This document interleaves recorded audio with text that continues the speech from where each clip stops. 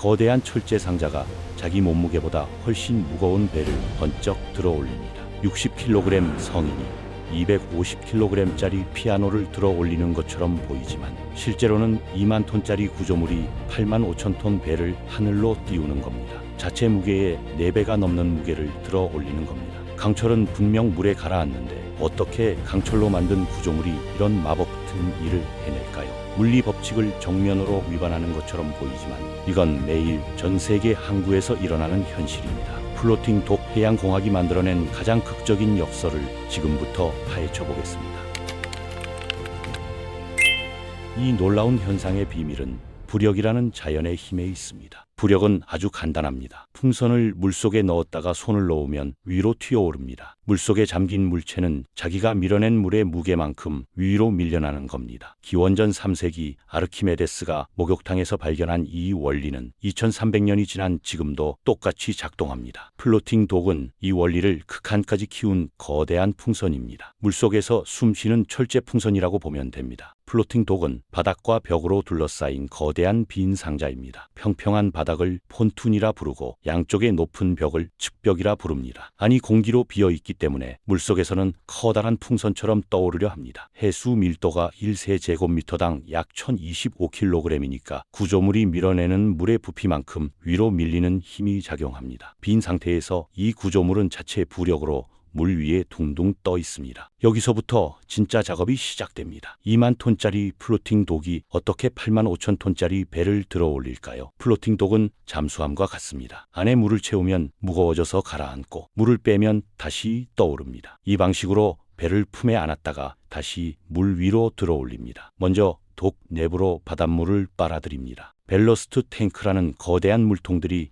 물로 가득 차면서 독 전체가 무거워집니다. 독이 천천히 물속으로 내려갑니다. 10m 이상 가라앉으면 선박이 천천히 들어옵니다. 배가 독 안으로 완전히 들어가면 본격적인 작업이 시작됩니다. 이제 독 내부의 물을 천천히 빼냅니다. 거대한 펌프들이 가동되면서 굉음과 함께 물이 빠져나갑니다. 한 대의 펌프가 1분에 5만 7천 리터를 처리합니다. 큰 수영장을 몇 분 만에 비울 수 있는 속도입니다. 물이 빠지면서 독 전체가 가벼워집니다. 독 내부가 비면서 전체 밀도가 낮아지고 배와 독을 합친 시스템이 밀어내는 물의 부피는 여전히 거대합니다. 떠오르려는 힘이 배의 무게보다 커지는 순간 배는 서서히 공중으로 솟아오릅니다. 8만 5천 톤이 하늘을 나는 겁니다. 2차 세계대전 당시 미군이 태평양 전선에서 운용한 ABSB라는 플로팅 독이 있었습니다. 10개 섹션을 조립하면 총 길이가 900m에 달했고 10만 톤급 항공모함을 바다 한가운데서 수리할 수 있었습니다. ABSD 건설에는 2,000명에서 5,000명의 미군 공병이 투입됐고 독 한 척을 운용하는 대만 200명에서 300명의 전문팀이 24시간 교대 근무를 했습니다. 아티진이라는 독은 9만 톤짜리 전함을 들어 올렸습니다. 19세기 초기 플로팅 독이 겨우 1000톤급 배를 다뤘던 것을 생각하면 100배 이상 진화한 겁니다. 수천 명의 손으로 바다 한가운데 수리 기지를 세운 혁명이었습니다. 하지만 배를 들어 올리는 건 시작에 불과합니다. 진짜 기술은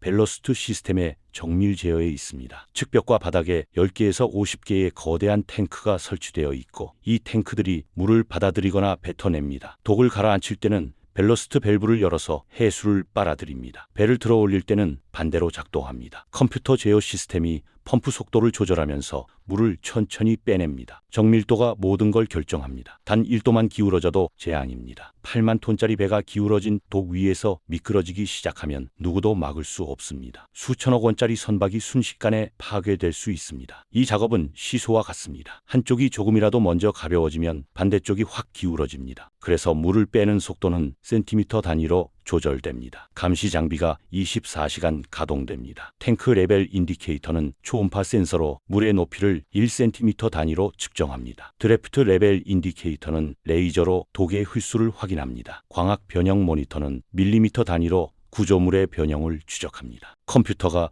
거대한 오케스트라의 지휘자처럼 모든 걸 조율합니다. 3D 모델링으로 퍼핀 순서를 계산해서 앞쪽부터 천천히 배출합니다. 트림을 최소화하기 위해서입니다. 1cm의 오차도 허용하지 않고 퍼프를 조절합니다. 각 탱크의 수위가 완벽하게 균형을 이뤄야 합니다. 한쪽이라도 빨리 비면 배가 기울기 시작합니다. 가장 긴박한 순간은 물을 80% 배출했을 때입니다. 임계점입니다. 무게 중심이 위로 올라가면서 독 전체가 불안정해집니다. 알람이 울리고 작업자들이 긴장합니다.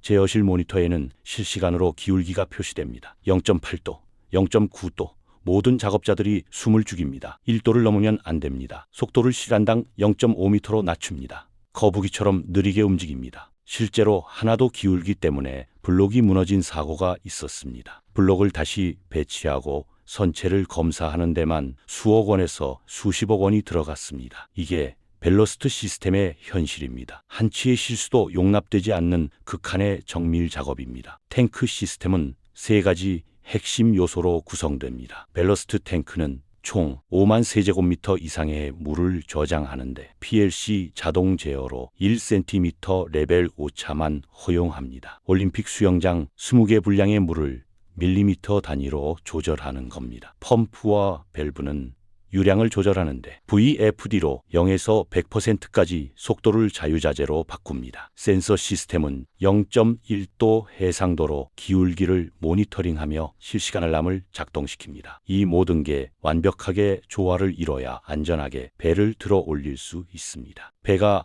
독 위에 올라가려면 블로킹이라는 과정이 필요합니다. 배 바닥은 평평하지 않습니다. 울퉁불퉁합니다. 수십 센티미터 차이가 나는 미세한 굴곡이 있습니다. 그냥 내려놓으면 배 바닥에 구멍이 날 수도 있습니다. 그래서 플로팅 독 바닥에는 배 모양에 딱 맞춘 수천 개의 베개를 깔아둡니다. 이 베개들이 배의 무게를 고르게 나눠봤습니다. 이 굴곡을 3D 레이저 스캔으로 정밀하게 측정해서 1000개에서 5000개의 블록을 배치합니다. 키 블록은 강철 기반의 목재 쇠기를 박아서 만들고 사이드 블록은 목재로 제작하는데 압축 강도가 제곱미터당 50톤입니다. 독바닥의 종방향 거더에 맞춰서 선박의 강도 부재 B 위치를 계산합니다. 배의 뼈대가 정확히 블록 위에 올라가야 합니다. 퍼즐 한 조각이라도 틀리면 용골이 손상되거나 배가 전복될 수 있습니다. 물속이라 보이지 않는 이 베개들 위에 배를 정확히 안착시키는 과정은 눈을 감고 거대한 바늘 위에 실을 꿰는 것만큼 정교한 작업입니다. 잘못 배치된 블록 하나가 수천억 원짜리 배를 망가뜨릴 수 있습니다. 블로킹 과정은 단계별로 진행됩니다. 먼저 독을 침몰시킵니다. 흘수가 10m 이상 내려갑니다. 선박이 천천히 들어옵니다. 속도는 1노트에서 2노트 사이입니다. 시속 2km에서 4km 정도입니다. 걷는 속도보다 느립니다. 너무 빠르면 위험하니까요. 물 배출이 시작되면 선미부터 블록이 측지합니다. 배의 뒷부분이 먼저 블록에 닿는 겁니다. 압력 센서로 제곱미터당 20톤에서 30톤 사이인지 확인합니다. 전체 무게가 50% 전이될 때 메타센터가 최소가 됩니다. GM값을 0.5m로 유지해야 합니다. 압력 센서로 균등하게 분산되는지 계속 확인합니다. 완료되면 선박이 2m 이상 공중에 떠 있습니다. 배 밑으로 작업자들이 들어갈 수 있는 공간이 생깁니다. 크롤러 크레인이 투입되어 수리 작업이 시작됩니다. 용접기, 페인트, 교체 부품들이 동원됩니다. 배 밑바닥을 청소하고 녹을 제거하고 손상된 부분을 수리하고 새 페인트를 칠합니다. 육상에 끌어올린 것과 똑같은 작업을 바다 한가운데서 할 수 있습니다. 블록 종류는 세 가지입니다. 키블록은 중앙 용고를 받치는데 쐐기 높이를 플러스 마이너스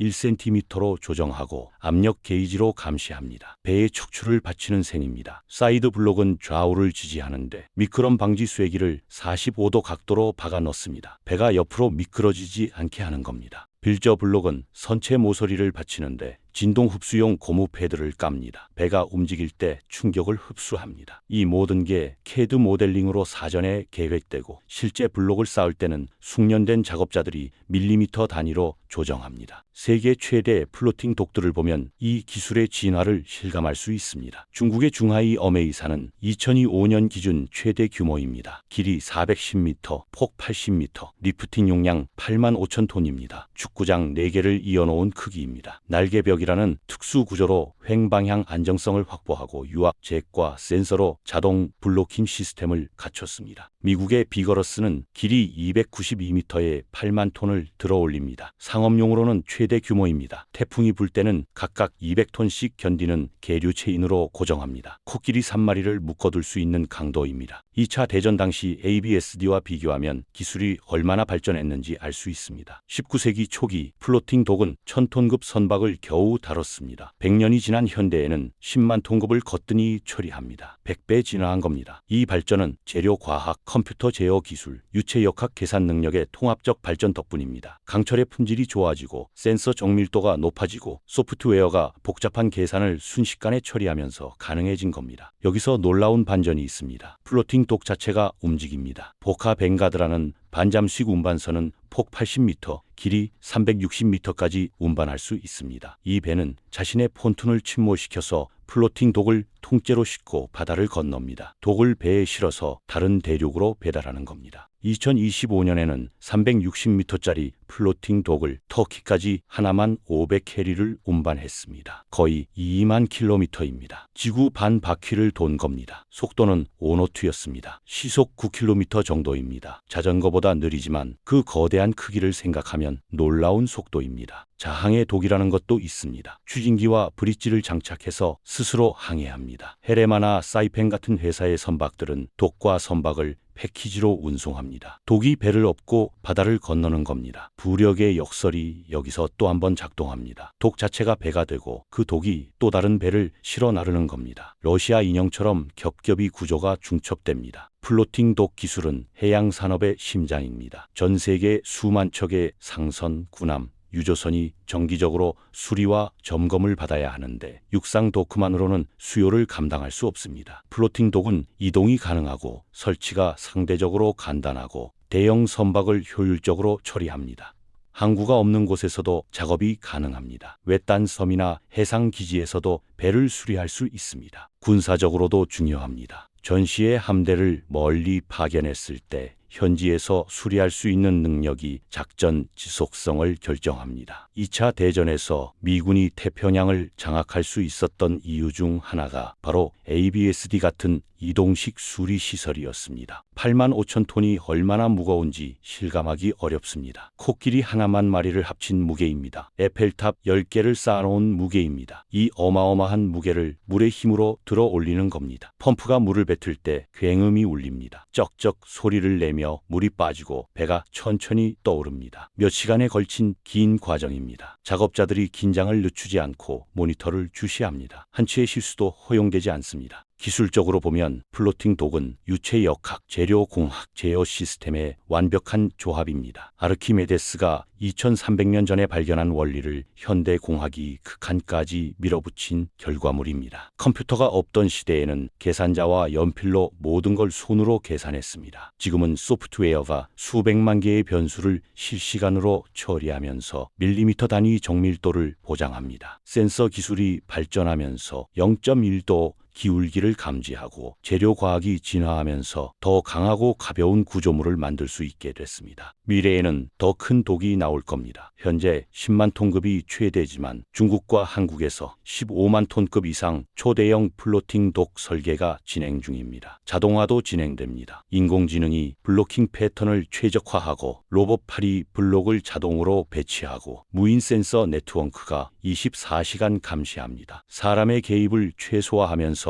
안전성은 극대화하는 겁니다. 친환경 기술도 도입됩니다. 전기 펌프로 교체하고 태양광 패널을 설치하고 해양 생태계에 영향을 줄이는 설계가 적용됩니다. 플로팅 독은 보이지 않는 곳에서 세계 무역을 지탱합니다. 바다 위의 응급실입니다. 화물선이 고장나면 수리해서 다시 바다로 보내고 유조선이 점검 시기가 되면 안전하게 들어 올려서 검사하고 군함이 손상되면 신속하게 복구해서 작전에 투입합니다. 우리가 쓰는 모든 수입품, 석유, 원자재가 배를 타고 오는데 그 배들이 안전하게 운항하려면 정기적인 수리가 필수입니다. 플로팅 독이 없다면 세계 무역은 마비될 겁니다. 전 세계 물류를 고치는 거대한 병원인 셈입니다. 결국 플로팅 독은 인간의 창의성이 물리 법칙을 어떻게 활용하는지 보여주는 완벽한 사례입니다. 자기보다 무거운 걸 들어 올린다는 건 불가능해 보입니다. 하지만 부력이라는 자연의 힘을 이해하고 벨러스트로 정밀하게 제어하고 블로킹으로 안전을 확보하면 가능합니다. 바다 위에 떠 있는 거대한 철제 상자가 수만 톤 배를 공중으로 들어 올리는 광경은 경이롭습니다. 물리학의 역설처럼 보이지만 사실은 자연의 원리를 가장 겸손하게 이용한 인간 지혜의 산물입니다. 이게 해양공학의 현주소입니다.